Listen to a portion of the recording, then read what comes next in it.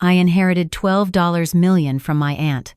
I drove straight to my husband's office to share the news. When I walked through the door, I found him packing boxes with a woman I'd never seen before. What happened next changed everything. Let me start from the beginning. My Aunt Rosemary was what you might call an eccentric.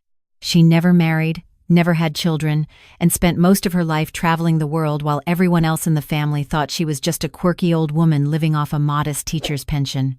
She passed away peacefully in her sleep at 91 years old, and I was the one who flew to Santa Fe to handle her affairs because I was her only niece and we'd always been close. That's when I discovered Aunt Rosemary's secret. She hadn't just been traveling. She'd been investing. Quietly, methodically, brilliantly. Her small adobe house contained a safe deposit box key, and that key led me to documents showing decades of real estate investments across the Southwest. Properties in Sedona, Scottsdale, Taos, even a small hotel in Tucson, all purchased for almost nothing in the 1970s and 82nds, all now worth a fortune. The estate attorney, a patient man named David Reyes, walked me through everything. When he finished, I sat in his office chair, unable to speak. "Mrs. Patterson, your aunt left everything to you. After taxes and the sale of all properties, we're looking at approximately $12.2 million. I was 61 years old. I'd worked as a physical therapist for 35 years, raised 2 sons, been married to my husband Richard for 38 years. I drove a 10-year-old Honda and clipped coupons for groceries. And now someone was telling me I had $12 million. Are you sure? I asked. There's no mistake? David smiled. No mistake. Your aunt kept meticulous records. She wanted you to have this, Mrs. Patterson. She told me so herself before she passed. She said you were the only one in the family who never judged her for living life on her own terms. I flew back to Minneapolis that night, the documents safely tucked in my carry-on bag. I couldn't wait to tell Richard. We'd been struggling lately. Not financially exactly, but just feeling stuck. Richard complained constantly about his job at the insurance company where he'd worked for 25 years. We talked about retirement but never seriously because we didn't have enough saved. We talked about traveling but never went anywhere because money was always tight. This would change everything. We could pay off the house. We could help our sons with their mortgages. We could finally take that trip to Ireland Richard always talked about. We could retire early and actually enjoy our lives. I didn't call him from the airport. I wanted to see his face when I told him. I wanted to share this moment together, the way we'd shared everything for 38 years. I drove straight to his office instead of going home. It was 4:30 inches the afternoon, and I knew he'd still be at work. Richard was always at work. He'd been putting in extra hours lately, he said. Special projects. I never questioned it because Richard had always been dedicated to his job, even when he hated it. The insurance company occupied a gray building on the edge of downtown. I'd only been there a handful of times over the years. Richard liked to keep his work life separate, which I understood. I parked in the visitor lot and walked through the lobby, feeling giddy and excited like a teenager with a secret. The receptionist recognized me. "Mrs. Patterson? What a nice surprise. Are you here to see Richard?" "I am." "Is he in his office?" She glanced at her computer screen and something flickered across her face. "He's actually... Let me check. He might be in a meeting." "Oh, I'll just pop in and surprise him. Which way again? 3rd floor?" But Mrs. Patterson. I was already heading toward the elevator. My heart was pounding, not from exertion but from excitement. $12 million. Our whole life was about to change. The elevator opened onto a quiet hallway. I turned left, then right, following the signs until I found Richard's name on a door. I reached for the handle, smiling so wide my cheeks hurt. That's when I heard voices inside. Richard's voice, low and urgent, and a woman's voice, one I didn't recognize. "We need more time," the woman was saying. "The paperwork isn't ready yet." "We don't have more time, Karen. She's going to be back from Santa Fe any day now. We need to move before she gets suspicious." I stood frozen, my hand on the door handle. Move? Suspicious? What was Richard talking about? I pushed open the door. Richard stood in the middle of his office, surrounded by cardboard boxes. A woman about my age, blonde hair, tailored suit, stood next to him holding a stack of files. They both turned to look at me, and the color drained from Richard's face.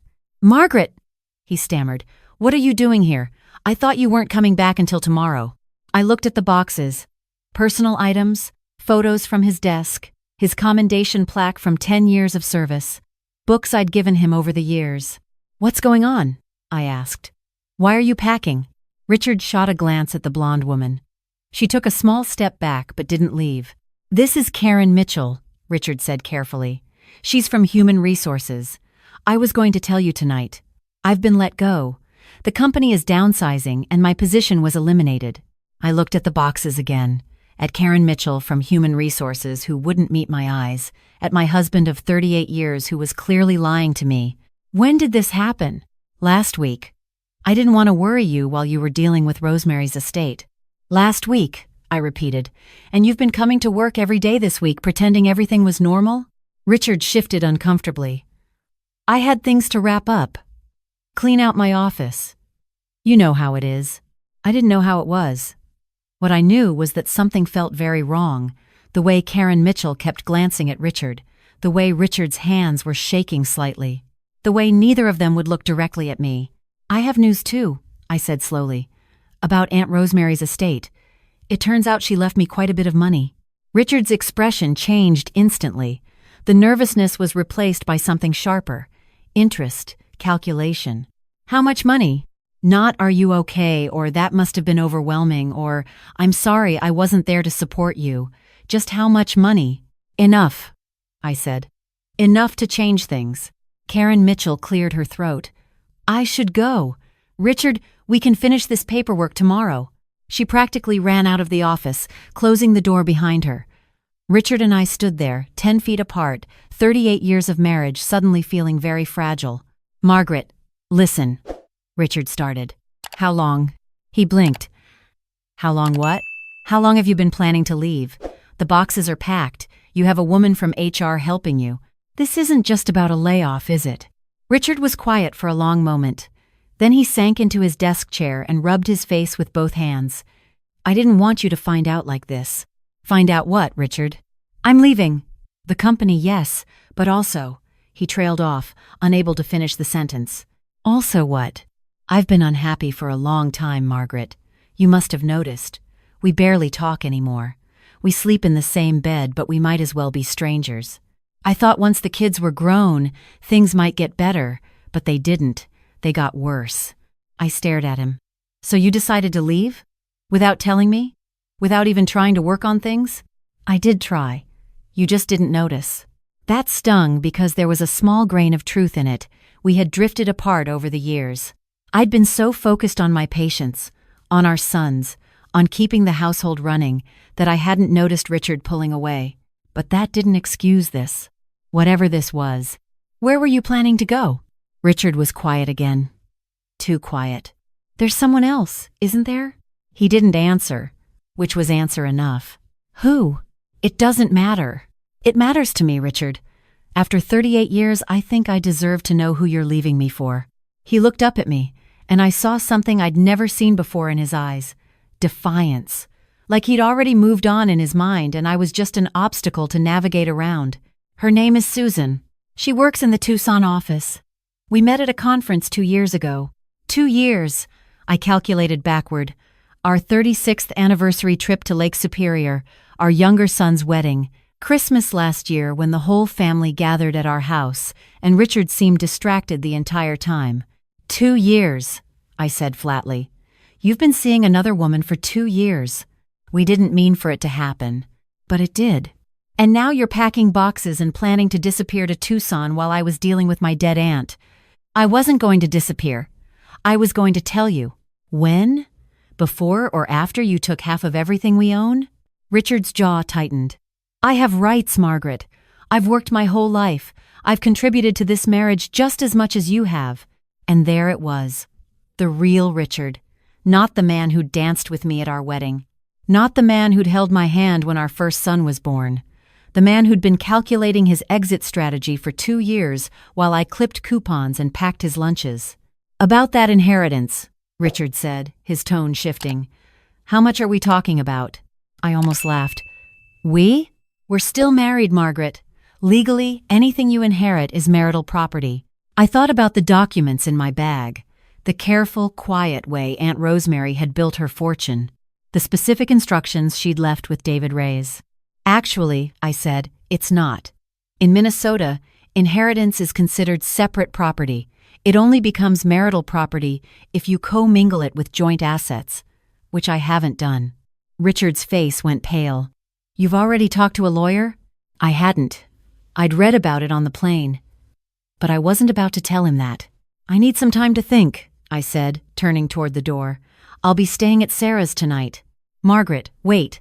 Let's talk about this. Let's be reasonable. I looked back at him. My husband of 38 years, the father of my children, a stranger. Reasonable would have been talking to me 2 years ago when you were unhappy. Reasonable would have been going to couples counseling instead of starting an affair. You don't get to ask for reasonable now, Richard. I walked out. Down the hall, down the elevator, through the lobby where the receptionist carefully avoided my eyes. Out to my car where I sat for 20 minutes, staring at nothing, trying to process what had just happened. Then I drove to my friend Sarah's house and told her everything. Sarah Peterson had been my best friend for 30 years. She was a retired family law attorney, and she listened to my story with the focused attention of someone who'd heard hundreds of versions of this same tale. First things first, she said when I finished. You need to protect that inheritance. Richard is right that you're still married, but he's wrong about the law. Inherited assets are separate property in Minnesota, but only if you keep them separate. Tomorrow morning, you open a new bank account at a completely different bank. You transfer the inheritance into that account. You don't touch it, don't spend it, don't mix it with anything else. Okay, I said, feeling numb. Second, you need a divorce attorney. A good one. I'm retired, but I can recommend several. Do I really need to divorce him? Sarah looked at me with compassion and something harder underneath. That's your choice. But Margaret, he's been having an affair for 2 years. He was planning to leave you while you were grieving your aunt. And the first thing he asked about when you mentioned the inheritance was how much money. She was right. I knew she was right. But 38 years is a long time.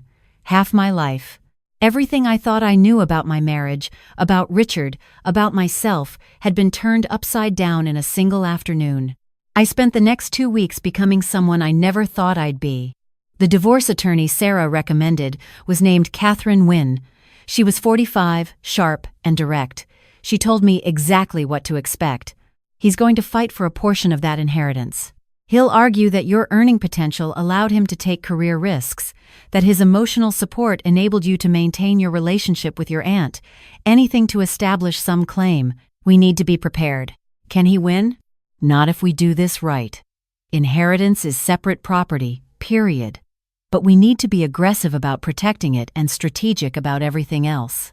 I hired a private investigator, a woman named Diane Torres who came recommended by Catherine. She specialized in financial investigations, and within a week, she found things I never expected. Richard hadn't just been having an affair. He'd been systematically preparing to leave for over a year. He'd opened credit cards in his name only and run up $47,000 in debt. He'd taken out a home equity line of credit on our house without telling me, using my digital signature from some document I'd signed years ago without reading carefully. He'd been funneling money to Susan in Tucson through cash, withdrawals, and gift cards. But the worst discovery was the insurance policies. Richard had quietly changed the beneficiary on his life insurance and retirement accounts from me to Susan. He'd done it 8 months ago, right after our 38th anniversary dinner where he'd told me he loved me and given me a gold bracelet. The bracelet, I learned, had been purchased with money from our home equity line. I'd been wearing a piece of my own financial exploitation on my wrist. When Catherine presented all of this to Richard's attorney, things changed quickly. He forged your signature on the home equity documents, Catherine explained. That's fraud. He changed beneficiaries on accounts that were partially funded with marital assets. That's also problematic. And he's been hiding debt that you're technically responsible for as his spouse. We have leverage. The settlement took 4 months to finalize. In the end, I kept the entire $12 million inheritance. Richard got to keep his retirement accounts, though he had to pay back the home equity line he'd fraudulently obtained. We sold the house and split the proceeds, after covering his secret debts. His retirement accounts were partially garnished to compensate me for the changed beneficiaries. Susan, his girlfriend in Tucson, broke up with him 2 months into the proceedings. Apparently, the reality of a contentious divorce with fraud allegations was less appealing than the fantasy of starting over with someone else's husband. Our sons were devastated. They'd always admired their father. Learning about the affair was bad enough, but learning about the financial deception shattered their image of him completely. Our older son, Michael, stopped speaking to Richard entirely. Our younger son, James, maintained a strained relationship out of a sense of duty, but things were never the same. I didn't ask them to choose sides. I simply told them the truth and let them make their own decisions. The divorce was finalized 9 months after I walked into Richard's office. I was 62 years old, single for the first time since I was 24, and wealthier than I ever imagined I could be. I was also exhausted, heartbroken, and completely unsure what to do next. Sarah helped me figure it out. "You have $12 million and the rest of your life," she said over coffee one morning. "What do you want to do with both?" It was a question I'd never really asked myself. For 38 years, my life had been about other people. My patients. My sons. Richard. Now, for the first time, I could be about me. I started small. I took a trip to Ireland, the one Richard always talked about but we never took. I went alone, and it was terrifying and wonderful. I drove on the wrong side of the road and got lost constantly and ate fish and chips at a pub in Dublin where a group of musicians played traditional songs until midnight. I cried a lot on that trip. For my marriage, for the life I thought I had, for the years I'd spent with someone who was apparently just waiting for the right moment to leave. But I also laughed. I met people, heard their stories, shared bits of mine. I started to remember who I was before I became Richard's wife. When I came home, I made bigger changes. I retired from physical therapy. I'd loved my work, but my body was tired and my heart wasn't in it anymore. I wanted something new. I found it in the most unexpected place. A community center in North Minneapolis was looking for volunteers to help senior citizens with mobility exercises. They didn't need a licensed physical therapist, just someone who knew the basics and had patience. I started volunteering 3 days a week. Then 4. Then I was basically running the program, organizing classes, training other volunteers, helping elderly people maintain their independence. Within a year, I donated $500,000 to expand the program citywide. I called it the Rosemary Fund, after my aunt who'd lived life exactly how she wanted. I bought a small condo downtown with big windows overlooking the river. I filled it with plants and art and books I'd always wanted to read but never had time for. I adopted a cat named Theo who knocked things off shelves and made me laugh every single day. I reconnected with friends I'd lost touch with over the years, women who'd been busy with their own lives and marriages. Several of them were divorced now, too. We started a monthly dinner group where we'd try new restaurants and talk about our lives without husbands or children listening in. I dated. Casually. Carefully. I wasn't looking for another husband. One had been quite enough. But I discovered I enjoyed male companionship when it came without expectations or obligations. A retired history professor who loved jazz, a widowed architect who taught me about buildings, a slightly younger man named Paul who'd been a chef and cooked elaborate meals in my tiny kitchen. None of them were serious. That wasn't the point. The point was that I was choosing. For the first time in decades, I was making decisions based solely on what I wanted. 2 years after the divorce, I ran into Richard at a Target. I was buying picture frames for photos from my latest trip, a photography tour through New Zealand that had been the most adventurous 2 weeks of my life. Richard was standing in the pharmacy line, looking thinner and older than I remembered. He saw me first, Margaret. Richard. We stood there awkwardly, two people who'd shared a life for 38 years and now had nothing to say to each other. "You look good," he finally offered. "Different." I thought about my condo with the river view, about the Rosemary Fund and the people it helped, about my friends and my cat and my quiet, full life. "I am happy," I said. And I realized it was true. "I heard about your foundation thing, the senior program. That's really good what you're doing. Thank you." Richard shifted his weight, uncomfortable. "I moved back from Tucson, you know, the thing with Susan. It didn't work out." "I'm sorry to hear that," I said, and I mostly meant it. Whatever Richard had done to me, I didn't wish him unhappiness. I just didn't care about his happiness either. I've been thinking a lot, Richard continued, about us, about what happened. I made a lot of mistakes, Margaret. I know that now. I waited for him to say more. To apologize, really apologize, for the affair and the lies and the financial deception. For the years he'd spent planning to leave while I packed his lunches and believed in our marriage. Instead, he said, I was wondering if maybe we could get coffee sometime, talk things over. I miss what we had. I looked at him, really looked at him. At the man I'd loved for 38 years, the father of my children, the person who'd betrayed me in every possible way. No, I said simply. Margaret, I don't hate you, Richard. I don't even think about you most of the time. But what we had is gone, and it's gone because of choices you made. I've built something new, something good, and you're not part of it. I picked up my picture frames and walked to the checkout. I didn't look back. That night, I sat on my balcony with Theo curled in my lap, watching the sun set over the Minneapolis skyline. I thought about Aunt Rosemary, who'd lived alone her entire adult life and built a secret fortune. I thought about the inheritance that had arrived at the worst possible moment and turned out to be the best thing that ever happened to me. Not because of the money, though the money certainly helped, but because it had forced me to see my life clearly for the first time, to recognize what I'd been accepting, to choose something different. I was 63 years old. I had money in the bank and friends who made me laugh and work that gave me purpose. I had a cat who knocked things off shelves and a condo with a view and a closet full of hiking boots because it turned out I loved hiking. Who knew? I had a life. My life. Finally, some people might say I was lucky, that Aunt Rosemary's inheritance saved me. And maybe there's some truth in that. The money made things easier. It gave me options. But Aunt Rosemary didn't save me. She showed me what was possible. A woman living on her own terms, building something quietly but deliberately, choosing herself when everyone else thought she should choose differently. I'd spent 38 years choosing Richard, choosing stability and partnership and the life I thought I was supposed to want. Now I was choosing myself. And it turned out that was the best choice I'd ever made. I scratched Theo behind his ears and watched the lights come on across the river.